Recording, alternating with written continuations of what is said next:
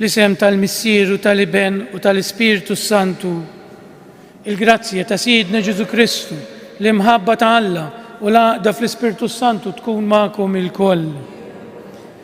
Eżis ħuti miġburin hawnhekk għal din iċ-ċelebrazzjoni Ewkaristika fil-ħames ħadd tal-Randan bi preparazzjoni għal ġimgħa mqazza u għal lejt il-kbir.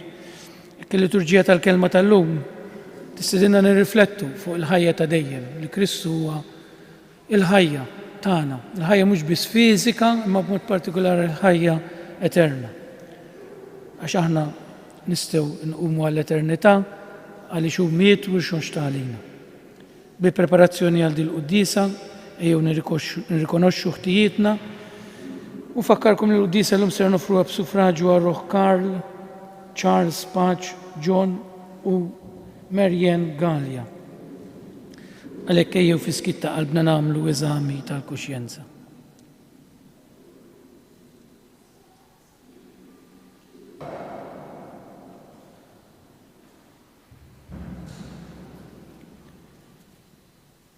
Nistqar l-Alla li jista' kollox u lilkom ħuti li jiena dnibt ħafna bil-sib, bil-kliem, bil-għamil u billi ħallejt dmirijieti, ħtija tiegħi, l-akbar ħtija tiegħi. Għalhekk nitlob l-imqazza Marija dejjem Verġni, l-anġli u l-qaddisin kollha u lilkom ħuti biex titolbu għalija il-mulej Alla tagħna. Eħenna għalina Alla li jista' kollox jaħfrilna ħtijietna u jwassalna l-ħajja ta' dejjem. Mulej ħniena, Kristu ħniena, mulej ħniena. Nitolbu. Mulej Alla tagħna, għatina l-għajnuna tiegħek biex bil-ħeġġa kollha ta' qalbna ngħixu b'dik l-istess imħabba li wrina ibnek meta kien mogħti għal mewt għalina u li hu Alla u miegħek jgħix u jisaltan flimkien mal-Ispiritu Santu għal dejjem ta' dejjem.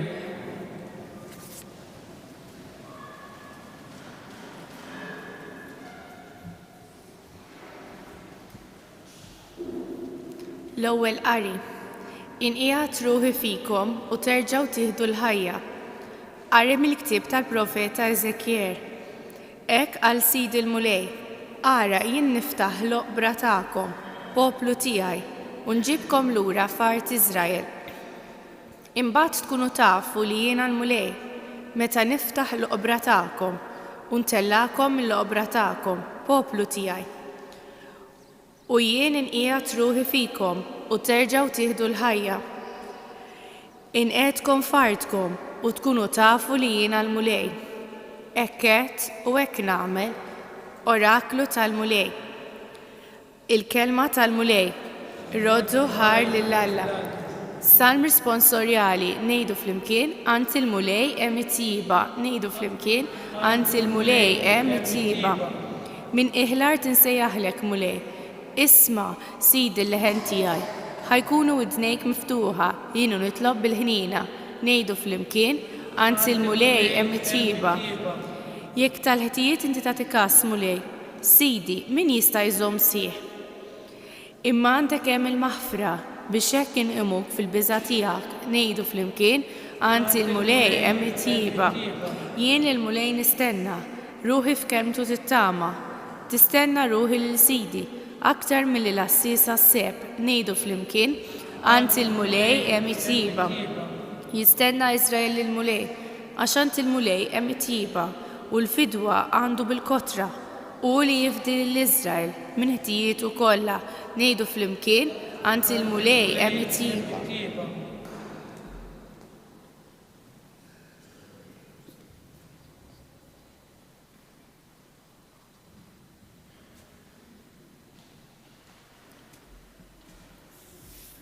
Qari mill-ittra ta' San Pawlu Apostlu lir-Rumani.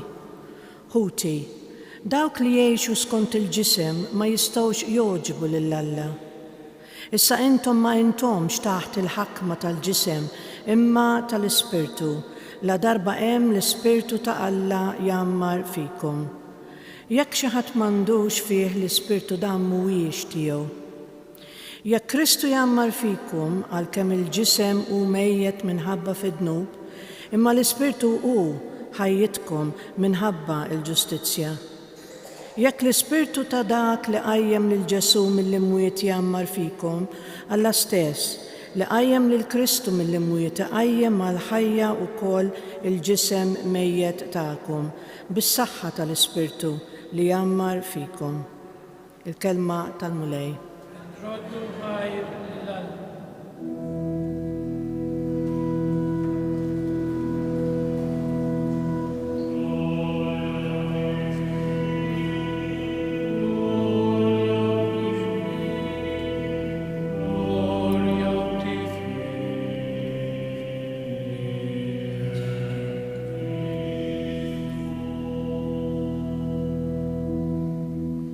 Jiena hu l-qawmien u l-ħajja jgħid il-mulej, kull min jemmen fija dan ma jmut qatt.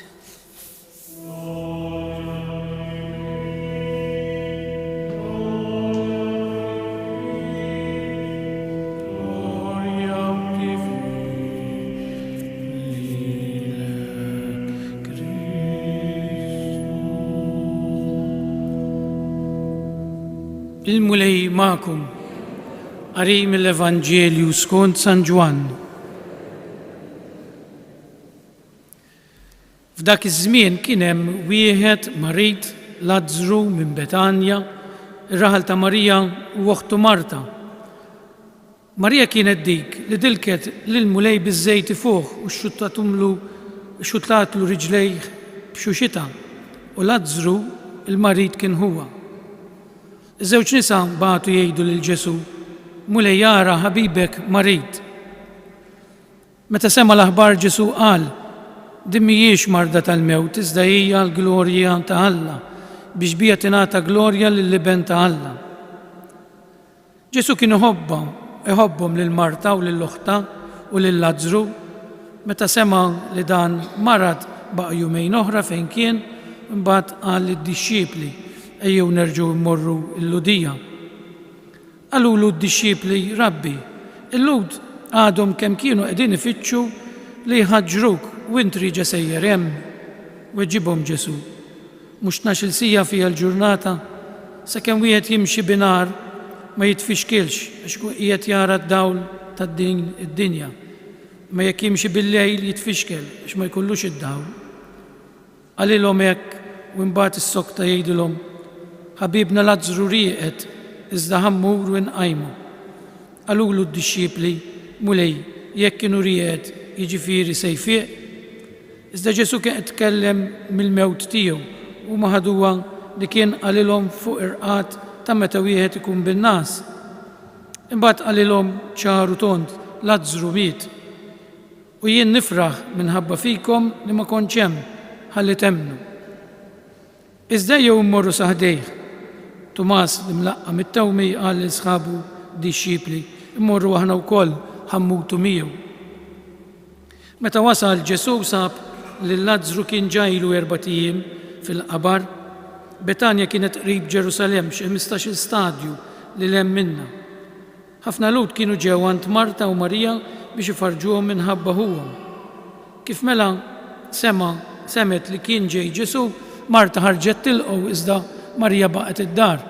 Marta qalet lil Ġesu: mulej kieku kont hawn hija ma kienx imut. Imma wkoll issa jiena naf li kull ma inti titlob lil Alla, Alla jagħtihulek. Ġesu qalilha: ħuk jerġa' jqum. Qaltlu Marta: jiena naf li jerġa' jqum fil-qawmien mill-imwiet fl-aħħar jum. Qalilha Ġesu: jiena hu l-qawmien u l-ħajja. Kull min jemmen fija ukoll jekk imut jgħix. Kull min jgħix u jemmen fija dan ma jmut qatt. Temnu int dan? Weġbitu: iva, mulej, jiena nemmen li int il-Messija li ben ta' Alla, dak li ġie fid-dinja. Kif qalet dan marret issejjaħ lill-oħta Marija u minn taħt l-sien qaltilha li mgħallem hawn u qiegħed isejjaħlek. Dik ma li semieta qamet minnu fih u marret idejh. Ġesu kien għadu ma daħalx fir-raħal imma baqa' fejn kienet ġiet tiltaqa' miegħu Marta. Il-lud li kienu d-dar ma' Marija biex ifarġuha kif rawha tqum malajr u toħroġ marru warajja għax sejħula sejra lejn il-qaber biex toqgħod tibki hemm. Meta Marija waslet fejn kien Ġesu u ratu, ixteħtet f'riġleħ tajdlu mulej kieku kont hawn hija ma kienx imut. Ġesu kif ra lila tibki u lill-Lut li ġew magħha jibku wkoll ħassruhu imqanqal u tħawwad ħafna. Fejn qedtuh staqsihom, huma jiġbuh mulejjejja u wara, u Ġesu beka, għalhekk il-Lut qalu wara kemm kien iħobbu. Iżda xi wħud minnhom qalu ma setax dan il-bniedem li fetaħ għajnejn il-għama jagħmel ukoll li dan ma jmutx. Ġesu ħassruhu mqanqal għal darb'oħra u resaq lejn il-qabar. Dan kien għar magħluq bi blata fuq. Ġesu qal, neħħu l-blata. Marta, uħt il-mejjet qaltlu, mulej issa beda jrejjaħ. Ġajlu 4 ijiem mejjet. Għalilha Ġesu, ma jitlikx li jekk inti temmen tara l-glorja tal-Alla. Imbagħad neħħew il-blata. Ġesu refa' għajnejh il-fuq u qal, missier irrodlok ħaj li smajtni. Kont naf li inti dejjem tismani, imma jedd dan minħabba n-nies li hawn madwari biex huma jemmnu li jien tbatni. Kif qalek għajjat bleħenoli, Lazzru oħroġ, u dak li kien mejjed ħareġ bidejh u riġlejh infaxxati u b'maktur ma' wiċċu. Ġesu qalilhom ħollulu il-faxex u ħallih imur. Ħafna mill-Lut li kienu ġew għand Marija u raw li għamel Ġesu emmnu fih. Il-kelma tal-mulej.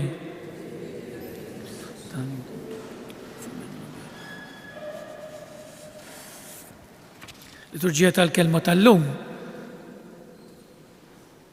tkompli ma dak li rajna fil-ħdud l-oħra, tilkom il-ħadd li għaddi jekk mistier żball li f'kull nar ta' ħadd fir-randan għandna tema mill-Magħmudija. L-ewwel kellna l-ilma tas-Sammaritana, l-ħadd li għadda rajna l-għama, id-dawl, ix-xema li nixxielu. Illum ħanitkellmu fuq il-ħajja ġdida, il-libsa, dik li konna ngħidula l-kufja, li nlibsu lit-tarbija, l-libsa l-bajda. Ħajja ġdida f'Ġesu. Il-Vanġelu tal-lum ikellimna dwar affarijiet importanti fil-ħajja tagħna, imma kemm Marta u Marija, kemm l-Apostli kienu qed jitkellmu fuq il-mewt fiżika. Mentri Ġesu, għax anke l-ħadd li għadda din tkellimna fuqha, idu nitlu ftit fil-mentalità ġeti Ġesu. Ġesu kien qed jitkellem fuq ħajja oħra li lien mill-mewt fiżika. Għalhekk l-Apostli qallhom mhux mejjed rieqed. Ġesu ma kienx qed jirreferi għal mewt fiżika, imma għal ħajja spiritwali. U dan nifhmuh, x'in nifhmu? Għaliex Ġesu ġie fid-dinja. It-tema prinċipali tal-liturġija tal-kelma llum hija l-mewt, il-ħajja, hemm Marta u Marija u aħna magħhom u Kristu li jgħidilna jiena huwa l-ħajja, jiena l-qawmien u l-ħajja. Ġesu qed jitkellem fuq livell spiritwali, mhux fuq livell fiżiku, u għalhekk iridu nifhmuh il-Ġesu. Għalfejn taħsbu li bekka Ġesu? Ġesu bekka x'kienu ħobbu lil Lazzru veru, u kienu ħobbu ħafna, bħalma kienu ħobb lil ħutu Marta u Marija. Imma Ġesu kien qed jara, tinsewx li Ġesu kien bniedem u Alla. Kien qed jara b'għajnejn ta' Alla wkoll. Ħan nifhemkom x'ġara eżatt. Ġesu meta ra Lazzru mejjed, ra li Lazzru ma setax jingħaqad tal-eternità ma' missieru. Għaliex? Għax aħna nerġgħu nqumu għal ħajja ta' dejjem bil-mewt u l-qawmien ta' Kristu. Kieku Kristu ma mietx u qam għalina, aħna wara l-mewt nispiċċaw. U Lazzru kien f'dak l-istat għax Kristu kien għadu ma mietx. Kristu kien qed jaraħ bħala Alla lil Lazzru f'post wieqaf, ma setax imur jintaqa' mal-missier għax kien għadu ma mietx, u ma Lazzru kien qed jara lilna l-koll. U rrealizza, mhux għax bħala bniedem forsi rrealizzax bħala Alla kien jaf, illi kieku ma jmutx tinsewx li hawnhekk ġimgħa qabel ma ħall-passjoni Ġesu ta'. Għalhekk beka għax ra l-umanità kollha li inna l-koll bidnu bit-tagħna ma jistgħux jinħafrulna u ma nistgħux inqumu għal ħajja ta' dejjem. U beka għax f'qalbu naħseb qal kieku ma mmutx jiena u nirxoxta l-umanità kollha tintilef. Ġesu meta tala qajjem lil Lażru mill-mewt kien jaf li kienet il-kappawa min jifhem fil-boxing jaf xi ġifieri. Kappawa xi ġifieri. Dan Ġesu kien jaf li kif ħajqajjem il-Lażru lest, il-kundanna tiegħu lest tal-lut. U ngħidilkom għaliex, sakemm fejjaq wieħed magħtub, sakemm ta' dawl lil xi ħadd, dejjem setgħu jikkonvinċu lin-nies u dak kien hekk ta' u temnux dak ta' iwa billi jara. Imma meta tqajjem wieħed mill-mewt wara 4 ijiem li kien ġa beda jinten, kif ħadd ikkonvinċi n-nies li mhux veru kien mejjed? U nafu li kien hemm nofs Ġerusalemm għand Marta u Marija. Għalhekk dakinhar Ġesu, għalhekk l-apposta qalulu x'tiela tagħmel. Kienu qed ifittxu biex iħoġġruk. Imma Ġesu għax kien iħobb il-Lażru u għax iħobb lilna għax qedtilkom f'Lażru ra l-umanità kollha kien lest li jmut għalina. Kien lest li jagħti ħajtu għalija u għalik. U dan hu l-kobor ta' dan il-miraklu. Dak kien l-ewwel punt għax iridu nifhmuhom dal-affarijiet. X'aħna l-Vanġelu kultant naqraw u naraw biss mill-għajnejn tal-li. Ġifier meta Marta qaltlu u din oħra, Marta u Marija qalulu kieku kont ma kienx imut hija. U kienu rrabjati għalih u kellhom raġun għax huma fżawh minn qabel.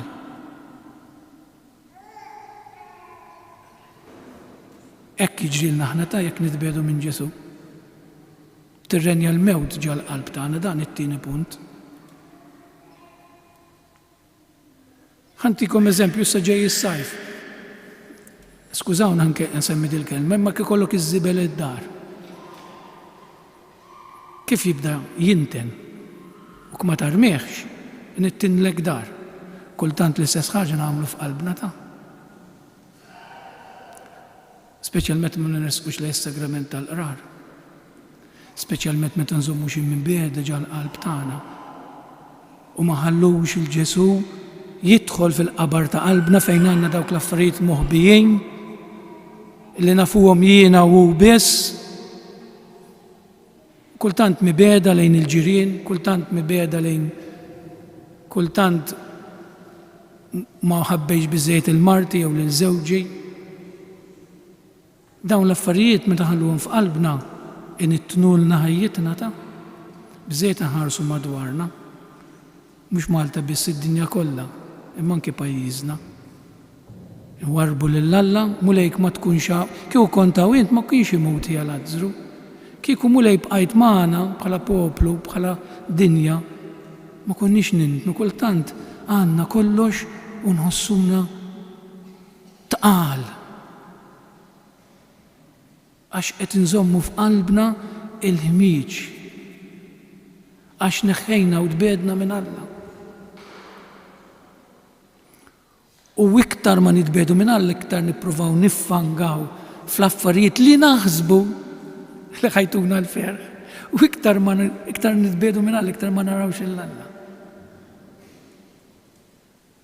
Ġesu ma jibżax minn Marta qaltu ħalli x'ħad tiftħu tagħmel, ilu nemmen tal-li inti aħna knejdu lil-Alla, nemmen tal-li inti l-qawmin u l-ħajja, imma xi niġi għall-prova u ħallini x'ħad tiftaħ li qalbi tagħmel. Għandi tant ħmiex dak ġa beda jinten, Ġesu ma jibżax mill-intina ta' tad-dnubiet tagħna. Iftħuh, għal-volja Marta qaltlu, imma dan ġa beda jirawwaħ, ġa beda jagħmel ir-riħa. Kultant ma nersqux idejn Alla għax ngħidu u jieħammur nisqar dawn l-affarijiet ma' qassis. Jieħammur, tinsewx l-għolon tal-qassis hemmhekk qed jirrappreżenta lill-Alla. Jekk ma jiġġudikak x'Alla mhux ħaniġġudak min jien biex niġġudikak jiena bħala qassis, bħala bniedem. Jien hemmhekk nirrappreżenta lill-Alla, l-qassis jippreżenta lill-Alla. Ħażin jagħmel il-qassis jiġġudika l-penident. Għalinna kemm il-darba Papa Franġisku dej. Min aħna biex niġġudikaw? Min jiena? Mux midneb bħalkom. L-uniku differenza li għandi s-saċerdozju ministernjali li bil-grazzja tal-Alla nista' naħfirlek dnubietek, dik kollu, għax jien saċerdot. U mux fismi naħfirhom id-dnubiet fisem Alla. ħadd ma jgħidlek jien naħfilek dnubitek fisem Papa Franġisku, fisem Father so and so, fisem tat-Trinità. Ġesu qiegħed quddiem il-qalb tagħna. Ma nibżewx niftħu qalbna biex inneħu dawk l-affarijiet li qed initnulna u taqlulna ħajjitna.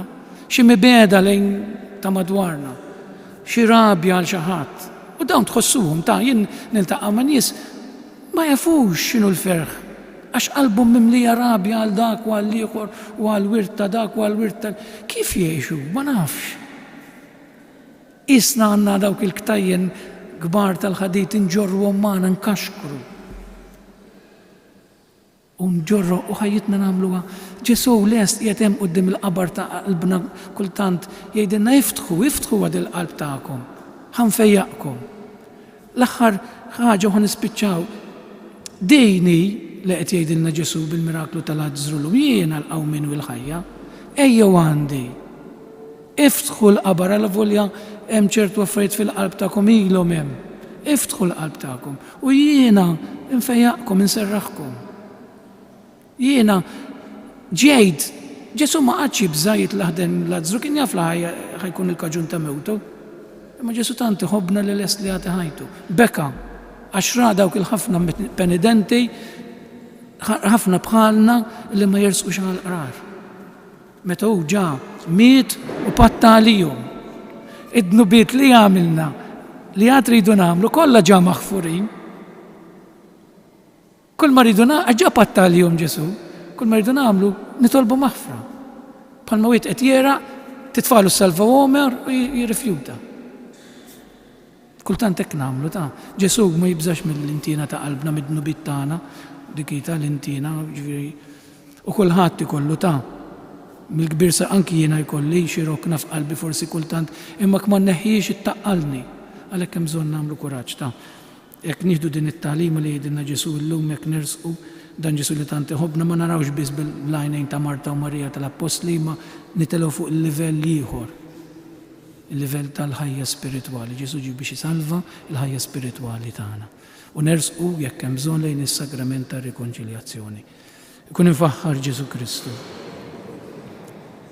Umu bil-wieqfa biex flimkien nistqarru il-fidi tagħna billi ngħidu jiena nemmen falla wieħed il-Missier li jista' kollox li ħalaq is-sema u l-ard dak kollu li jidher u dak li ma jidirx. F'mlej wieħed Ġesu Kristu ibn waħdini ta' Alla imnissel mill-Missier qabel kull żmien. Alla minn Alla, dawn minn dawn, Alla veru minn Alla veru. Ibnissel u mhux magħmul, natura waħda mal-Missier u bih sar kollox. Niżel mis-smewiet għalina l-bnedmin u għal-fidwa tagħna u għal-ġisem bis-seta tal-Ispiritu Santu minn Marija Verġni u sar bniedem. Salbuha għalina, bata taħt Ponzu Pilatu, mietu difnuh, fit-tielet jum qam minn belwiet skont il-kodba mqazza u tela s-sema qiegħed fuq il-lemin tal-Missier u għandu jerġa' jiġi bil-glorja biex jagħmel ħaq mill-ħajjin u mill-mejtin. U s-saltna tiegħu ma jkollix tmiem fl-Ispiritu Santu mulej li jagħti l-ħajja li ġej mill-Missier u mill-Liben li hu meqjum mweġġa flimkien mal-Missier u mal-Liben u li tkellem b'fom il-profeti fi knisja waħda qaddisa kattolika u apostolika nistqar ma' mudija waħda maħfra ta' dnubiet nistenna l-qawma mill-wiet u l-ħajja ta' żmien li ġej. Permezz tal-magħmudija Alla tagħna l-Ispirtu tiegħu u imlina bil-fidi u fiduċja fih nitolbuh jilqa' t-talb tagħna u ngħidu flimkien kun int il-ħajja tagħna. Kun int il-ħajja tagħna. Mulej Ġesu, kun int il-komfort ta' dawk li ħallew kollox biex jimxu warajk u jaqdu lilek f'ħuthom u fil-knisja tiegħek nitolbu kun int il-ħajja tagħna. Mulej Ġesu intu rejt imħabba speċjali ngħid il-familja tal-Lażru, birek u qaddes il-familji kollha tagħna nitolbu kun int il-ħajja tagħna. Mulej Ġesu inti qajjimt il-ħabibek Lażru, qajjem għal-ħajja ta' dejjem lil dawk ħutna li bħalissa jinsabu f'sitwazzjoni ta' mewt u dlam nitolbu. Għamel mulej li aħna nkunu dejjem rikonoxxenti lejn il-grazzja tiegħek u ħajjitna tkun innu tarat il-ħajr lill-Missier tiegħek nitolbu kun int kun magħna mulej fil-ferħ u n-niket u mexxina dejjem lejn is-saltna tiegħek بكريستو سيدنا.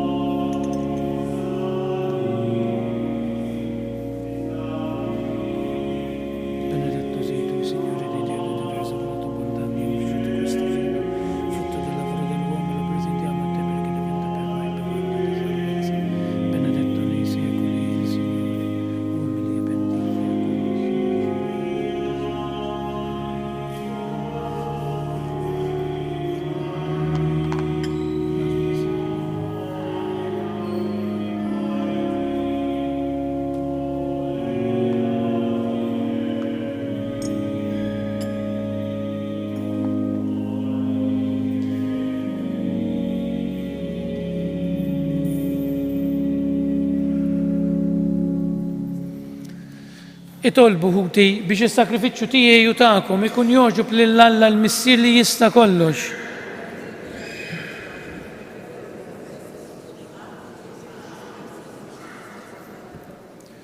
U Alla li tista' kollox għati widen għat-talb tagħna u bis-saħħa tas-sakrifiċċju li nofrulek naddaf lil qaddejja tiegħek li minn għandek ħadu t-tagħlim tal-fidi nisranija bi Kristu Siedna. Il-mulej magħkom. Nerfgħu qlubna l-fuq, nizzuħajr il-mulej Alla tagħna. Sewwa xieraq tassew mulej Missier Qaddejs Alla ta' dejjem li tista' kollox, tajjeb u taġita s-salvazzjoni tagħna li dejjem kullimkien irodulek ħajr bi Kristu Siedna. U bħala bniedem veru beka lil ħabibu Lazzru u bħala Alla li ju minn dejjem qajmu mill-qabar, hekk ukoll ħenna għalina l-bnedmin u jatina ħajja ġdida bil-misteri qaddisa tiegħu. Bih il-qtajja kollha tal-anġli ferħana għal dejjem quddiemek iqimu l-kobor tiegħek. Flimkien ma tagħhom ilqa' nitolbuk it-tifħir tagħna waqt li magħhom nifirħu u ntennulek u ngħidu Qaddejs, Qaddejs, Qaddejs, mulej Alla tal-eżerċiti, is-smewiet u l-art mimlija bil-glorja tiegħek. Osanna fil-ogħla tas-smewiet. Imbirek minn ġej fisem il-mulej, osanna fil-ogħla tas-smewiet.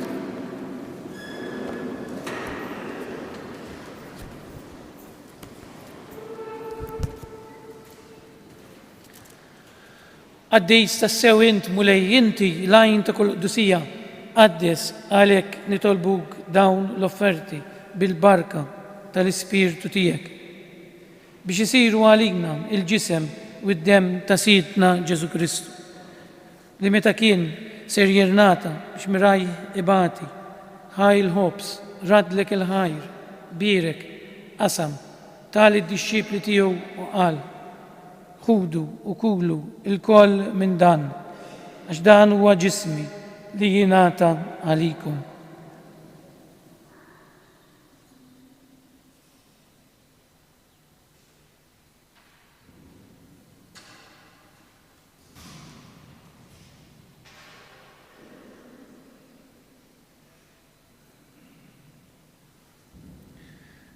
Ekku kol wara l-ikla ħal kalċi reġerat il-ħajr tali d-disċipli tiegħu qal ħudu u jxorbu minnu l-koll għax dan huwa l-kalċi ta' demmi tal-patt il-ġdid li jibqa' għal dejjem. Id-demm li jixxerret għalikom u għall-bnedmin kollha għal maħfra ta' dnubiet. Għamlu dan b'tifkira tiegħi.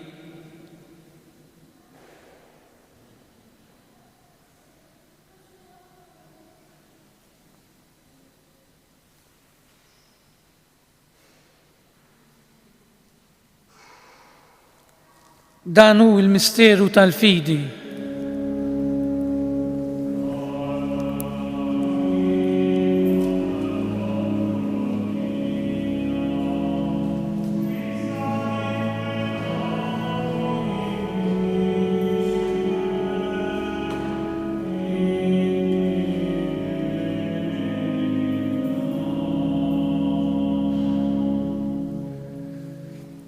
Għalhekk aħna nagħmlu dan b'tifkira tal-mewt u l-qawmien ta' Sidna Ġesu Kristu, nofrulek mulej il-ħobs tal-ħajja u l-kalġi tas-salvazzjoni u rrodulek ħajr għax oġbok tilqana hawn quddiemek biex naqduk. U miċċa kontana nitolbu lill-Ispiritu Santu jaqgħadna f'ġisem wieħed li jenna li nieħdu sem mill-ġisem u d-dem ta' Kristu.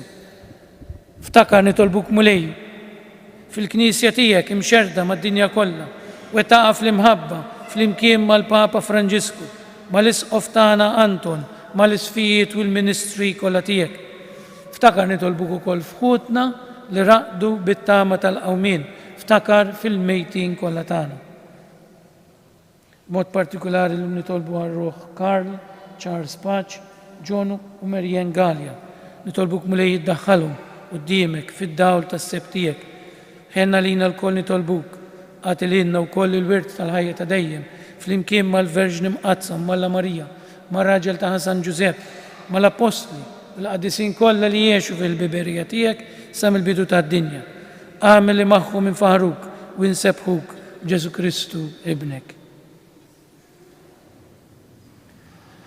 Bi Kristu, ma' Kristu u fi Kristu, jiena talilek Alla missier li tista' kollox, fl-imkien mal-Ispiritu Santu, kull ġieħu glorja għal dejjem ta' dejjem. Mawdin ma' dan Ġesu illi jistidinna nafdaw fih biex ikollna l-ħajja ta' dejjem. Ejju nitolbu t-talba li għallimna u stess u ngħidu fl-imkien missierna li inti fis-smawiet jitqaddes ismek, tiġi saltnatek, ikun li trid int kif is-sema hekk ukoll fl-art. Ħobżna ta' kuljum għatina llum, għafrilna dnubietna bħalma naħfru lil minu ħati għalina, la ddaħalniex fit-tiġrib, iżda eħlisna mid-deni. Eħlisna nitolbuk mulej minn kull deni, għatina fit-tieba u l-ħnina tiegħek il-paċi fi żmienna biex inkunu ħielsa dejjem mid-dnub u imħarsa mkull inkwiet. Aħna nistennew nittamaw ilena u l-miġja tas-Salvatur tagħna Ġesu Kristu. Mulej Ġesu Kristu li jett l-apostli tiegħek nħallilkom islim, natikom islim tiegħi, la tħarisx lejn dnubietna, iżda ħares lejn il-fidi tal-Knisja tiegħek. Għati jaslimu l-għaqda li trid fija, li tgħix wis-saltan għal dejjem ta' dejjem. Paċi tal-mulej tkun dejjem magħkom. Nagħtu sinjal ta' paċi lil xulxin. Paċi magħkom. Il-ġisem fl-imkien mad-dem tas-Sinjur tagħna Ġesu Kristu kun jiswew lilna li ser nitqarbnu bihom għal ħajja ta' dejjem. Ħaruf talla tad-dinja ħenna għalina. Ħaruf talla li tneħħid nubiet tad-dinja ħenna għalina. Ħaruf talla li tneħħid nubiet tad-dinja għatina l-paċi.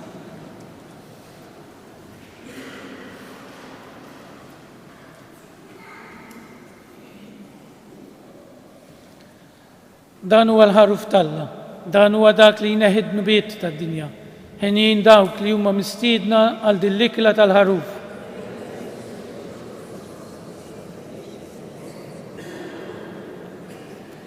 Il-ġisem fl-imkien mad-dem tas-Sinjur tagħna Ġesu Kristu kun jiswew lilna se nitqarbnu bihom għal ħajja ta' dejjem. Amen.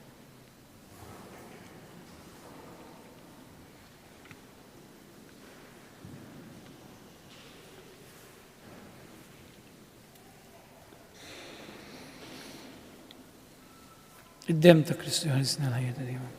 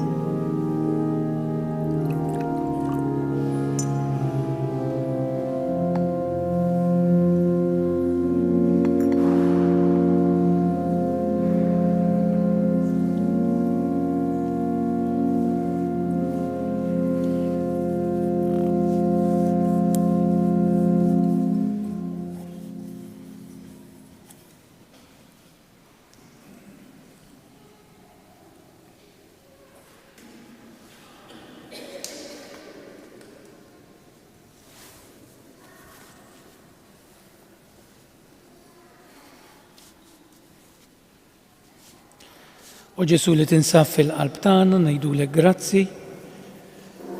Grazzi tal-li tiġi fil-qalb tagħna, tnaddafna. Ma ninsewx l-Ewkaristija tnaddaf id-dnubit venjali ta' hekk inaddaf fil-qalb tagħna dan Ġesu jagħtina ħajja ġdida, ħajja eterna. Nirringrazzjawk ta' dan u Ġesu u nitolbuk tagħtina l-grazzja li dejjem qalbna tkun miftuħa għalik u meta jkun hemm bżonn nersqu nitolbuk maħfra. Glorja lill-Missier lill-Iben u lill-Ispirtu Santu. Nitolbu.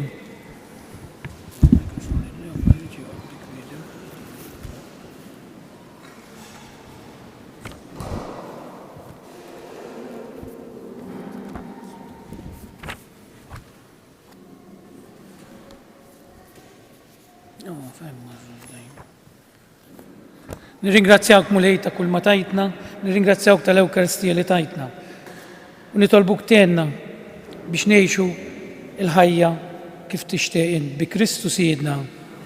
Il-mulej magħkom. Iberikkom Alla li jista' kollox, il-Missier, l-Iben u l-Ispirtu Santu. Morru fil-paċi ta' Kristu. Min qalbi nawguralkom il-ġurnata tajba.